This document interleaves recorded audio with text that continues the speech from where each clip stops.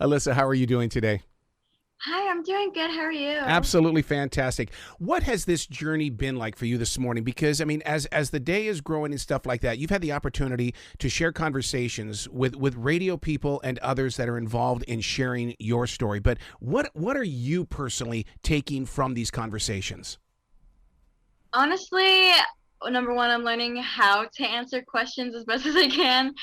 But at the end of I also think that it's just very interesting to have like people asking me all these questions. I'm like, oh, you really want to know like about this or that? I think it's very interesting, but I also am very like grateful, and I think that it's so cool. Discovering music at such an early age. I found John Denver only because I hated thunderstorms and I needed to have something to listen to with my earphones. Who was it that you discovered first? Probably the Beatles in Really? my life. What? Hold on, wait a second. You're Yes, 19 years love the old. Beatles. Oh my goodness. What are you talking about, the Beatles?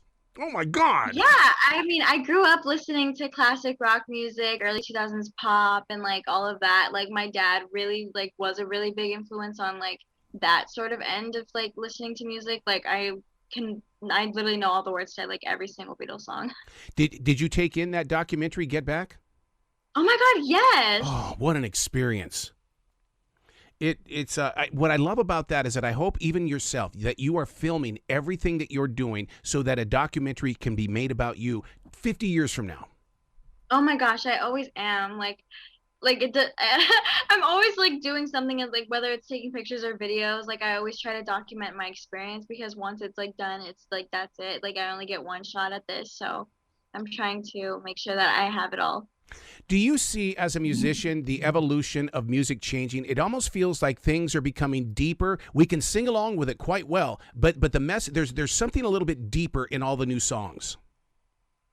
Yeah, honestly, I think the same way. And like sometimes it's like funny because like you'll hear a song and it be like a very like pop melody, a very pop song, but then you listen to the lyrics and you're like, oh my God, this is Hmm. like really sad.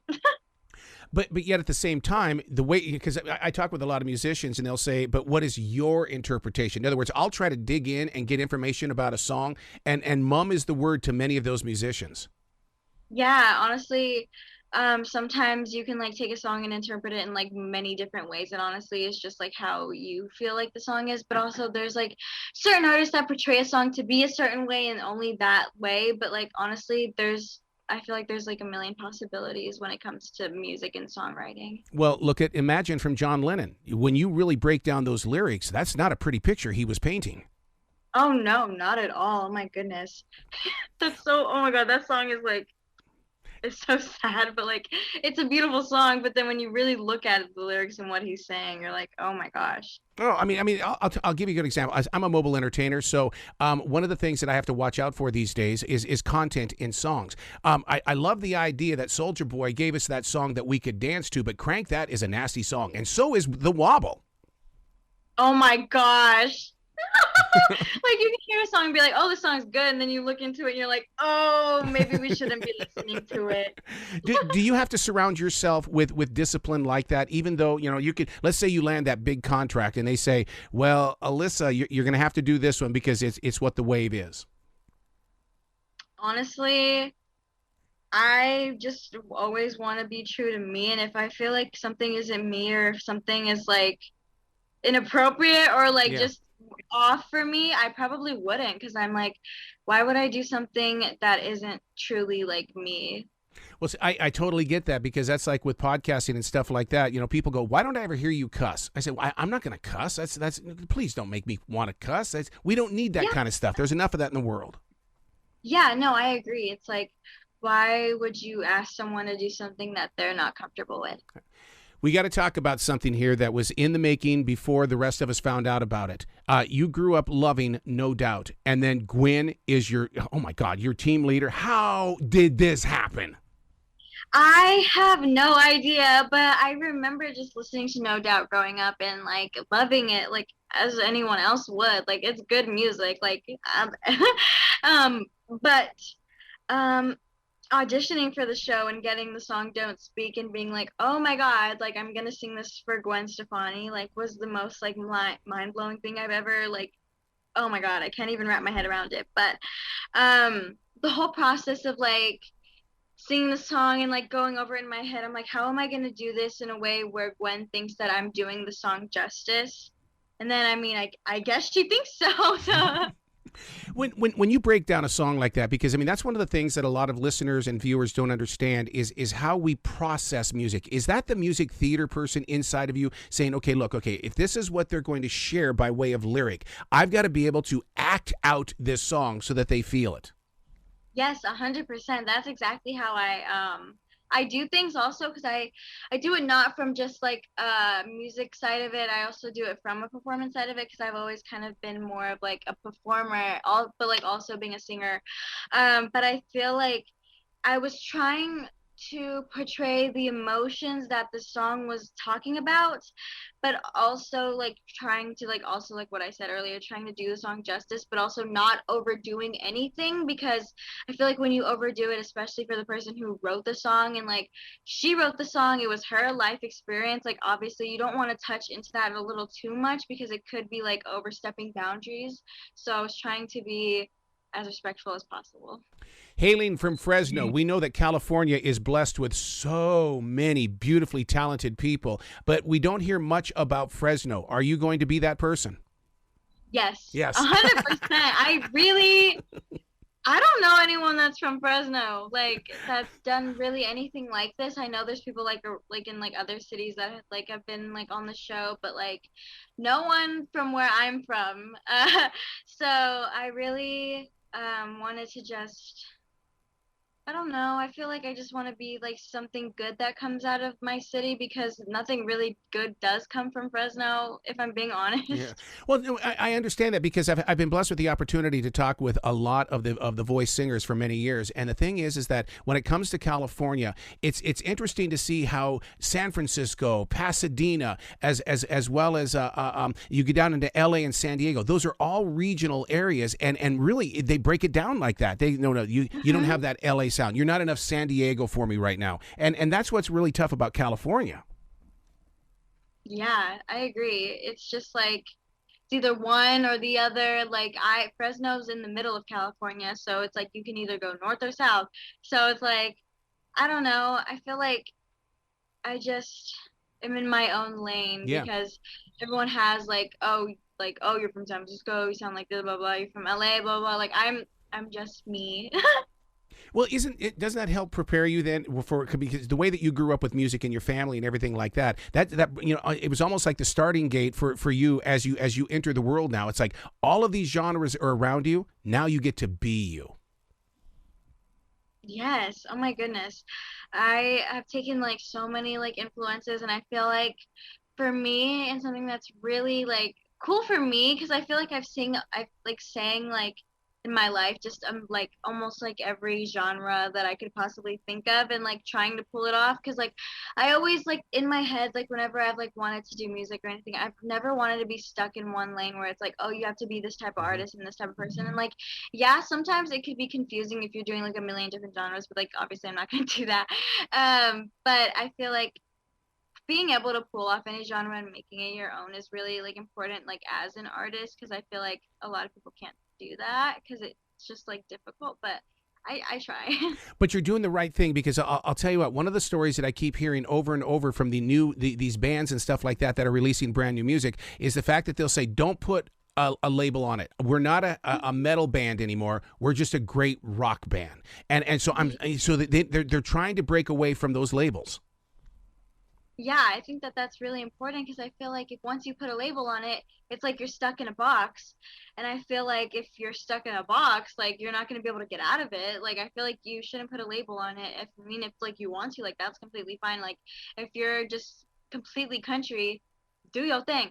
But like if you want to like break out of that and sort of like do like multiple genres or just being like a unique person or an artist in general, I feel like that's really cool too. And that's kind of what I want to do. Like, I don't want to just be like, oh, you sing pop music, you're a Yeah. pop artist. It's like, no, I'm just just an artist. That's like when I released my very first book. The publisher goes, "Okay, so what category at Barnes and Noble are we going to put this in?" And so he promoted me as New Age religion, and I go, "That's not what this book is about." Yeah, but it's going to sell, and I'm going, but they're going to think of me. Oh my God, dude, don't do that to me. And sure enough, it trapped me, and I had to figure out how to get out of that trap. Yeah, see, that stuff like that is dangerous. You can't put a label on it. It is, because you can't go where the people are. To me, you got to make the wave so people can come to you. Exactly. No, I totally agree. I feel the same way. I feel like if you have that sort of uniqueness and you have like this thing that kind of draws people in, I feel like having like no label or anything, I feel like that's like really cool, because it's like, oh, you want people to see you like as you. And I think that's like, I don't know. I feel like that's just something that's just very important and also kind of rare. But like I feel like it's happening more nowadays than it was back then, because I feel like bands back then were just specifically one thing. But that's also something that I really enjoy about the Beatles, is because like, yeah, it's like classic rock, if you want to call it that, but like if you hear like different songs, like you hear Helter Skelter and then you hear like I'm trying to think of like a really like slower song. You think of like the song "I Will." I don't know if you know that song. Yes, yeah, it's off the White Album. Yeah. They're like two completely different songs. You're gonna think, but it's the same band. You're going to think I'm a freak, Alyssa. I discovered the iPod way too late. And the only reason why I bought it in the first place, because it was my emergency backup plan when I did my mobile entertaining. And then one day I go, I've never listened to this thing. What should I do? So I put all of the Beatles songs on it. And so it's like, you'll hear one song, let's say from the group Extreme, and then the next song, a Beatles song. Then you'll hear Huey Lewis in the News, and then the Beatles song. So I'm tapping into what your love for the Beatles. That's why I was so shocked. Yeah, no, oh my gosh, I love the Beatles. I could literally talk about them and their music for a really long time, but like also a bunch of different rock bands too. Like I love the Doors, love Queen. I like Led Zeppelin a lot too. Like honestly, just like the rock bands of the time, but like also like listen to like even older groups like Jefferson Airplane. And I love music. You're not going to believe this. Not even 4 feet from me on the wall is a painting that Grace Slick did for me, before I even come into this studio every morning, Grace Slick greets me with that painting. That is so cool. Oh my God. She's such oh my God, because she's a storyteller, and anything that had to do with Jefferson Airplane, Jefferson Starship, and then Starship is because they understood the roots of where people were, and they told the story. Yeah, I love the stuff like that. I think like storytelling in music is so important, because I feel like it like creates like a picture in your head while you're listening to it. It's like a movie in your brain, and like I feel like that's like so like, oh, I love it. Like when you hear a song like, let's say like White Rabbit, for instance, like a weird like acid trip in like your head, but like you're like seeing what she's talking about, and you're like a little confused, but you're like, I get it. Yep. So with your love for classic rock, and no, let's take that label off. For your love for music, who do you want to have a conversation with, and how would you share that journey with future listeners so that they too can be inspired? Oh my gosh, can it be like a person that's dead? Yeah, go for it. Yeah, because you know what? If you watch the movie Beautiful Mind with Russell Crowe, they're walking beside us anyway. Yeah, oh my gosh. Freddie Mercury, like 100%. I love Freddie Mercury. Like I've always just loved how graceful he was like on stage. Like I feel like he was so natural at just performing, and I would love to like talk to him about that, because like I love to sing, but I also love to perform, and I feel like he was one of like the greatest at it like ever.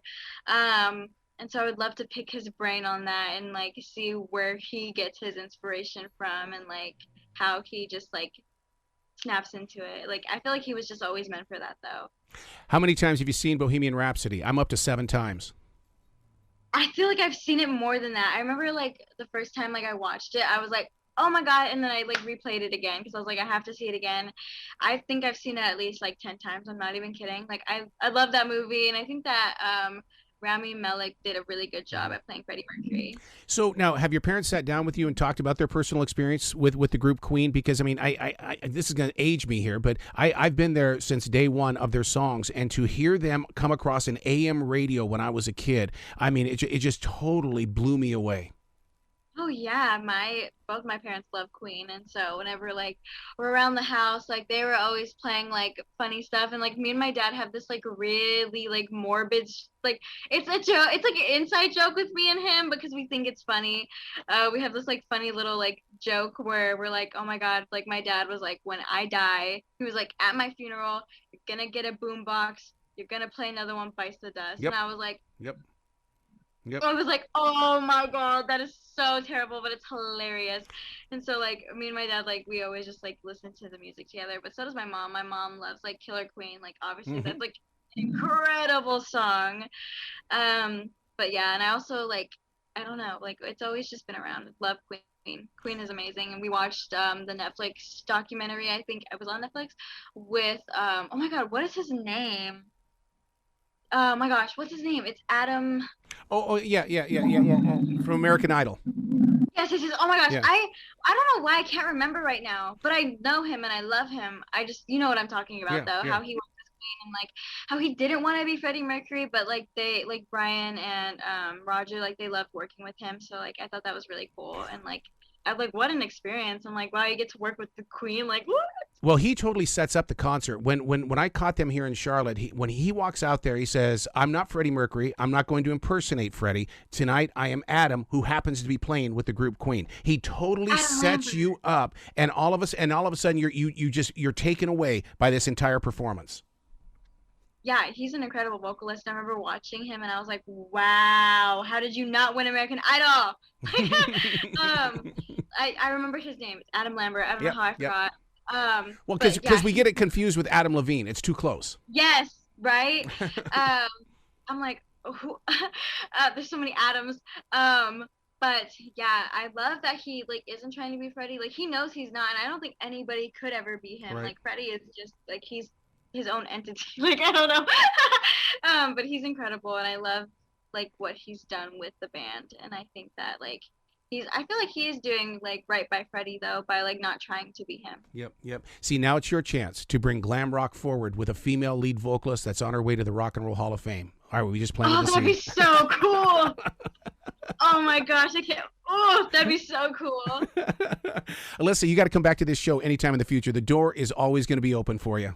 Oh my God, I would love it. I'm having a good time. I'm Well, actually like I love talking about music, and this is like the first interview of like the day where I just didn't talk about like me on the show. Like I love just talking about music. Like I could talk about it for days and days. absolutely, absolutely. Well, you be brilliant today, okay? Thank you. You too. You bet. Thank you. Thank you.